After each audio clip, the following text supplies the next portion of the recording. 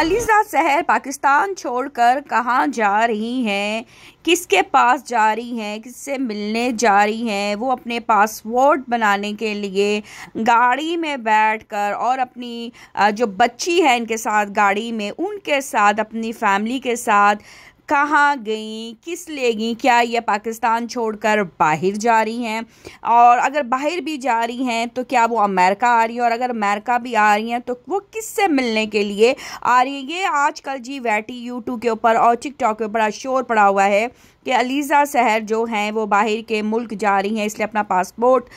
जो है वो बनवाने के लिए गई हैं, वरना पहले वो नहीं गई थी। तो अब इसमें इस बात में कितनी सच्चाई है, क्या है कि वाकई जो अमेरिका वाला था जो कह रहा था कि बहुत जल्द पाकिस्तान जा रहा हूँ, वो नहीं आ रहा, तो क्या अब अलीज़ा सहर जा रही हैं, या फिर ये आदमी जो इसके साथ खड़ा हुआ है, ये आदमी कौन है,